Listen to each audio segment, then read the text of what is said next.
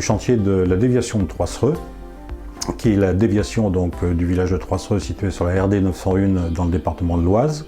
C'est une route à 2 fois 2 voies qui a une longueur d'environ 7 km, 4 ouvrages d'art courants et un ouvrage d'art exceptionnel qui est une tranchée couverte de 275 mètres.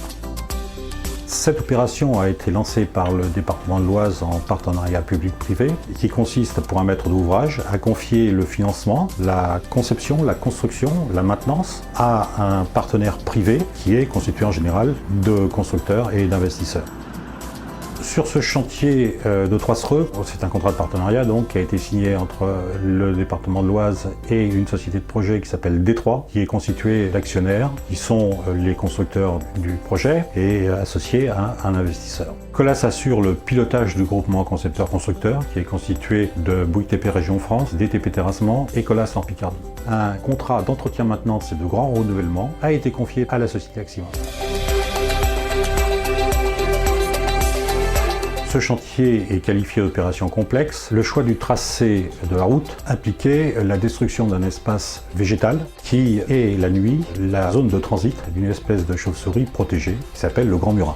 C'est la raison pour laquelle il a été décidé de construire une tranchée couverte de façon à pouvoir reconstituer l'espace boisé initial. Mais aussi une obligation en phase chantier de pouvoir toujours maintenir le transit de ces chauves-souris. On a inventé un dispositif qui s'appelle le phare acoustique. Les écoutes nocturnes réalisées après la mise en place de ce dispositif ont démontré que les chauves-souris traversaient.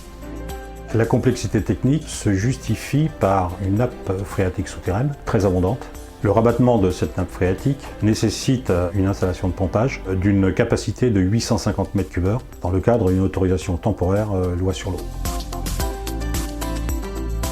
Nous avons dû monter des dossiers de demande d'autorisation. Les délais d'instruction étaient absolument incompatibles avec le planning chantier. Il a fallu convaincre tous les services de l'État d'accélérer les procédures de façon à nous permettre d'obtenir à temps les autorisations. Un autre aspect de la complexité du chantier était de pouvoir disposer à temps du foncier nécessaire. Le foncier réservé lors de la DUP était strictement limité aux emprises de la route. Or, il nous fallait environ 20 hectares supplémentaires pour les installations de chantier, les déviations provisoires et les dépôts définitifs. Le coût de la construction est d'environ 60 millions d'euros et la phase de conception a démarré en janvier 2014 pour une phase de développement d'environ 14 mois et ensuite une phase de construction d'un peu moins de 2 ans. La date d'acceptation des ouvrages est fixée dans le contrat au 30 novembre 2016. Et si toutefois le constructeur devait être en retard, des pénalités extrêmement lourdes s'appliquent. Les principales quantités du chantier, en enrobé 100 000 tonnes, en terrassement, décapage et déblai remblai 1 million de m3, 210 000 m3 de couches de forme, 20 000 m3 de béton et 3 000 tonnes d'acier.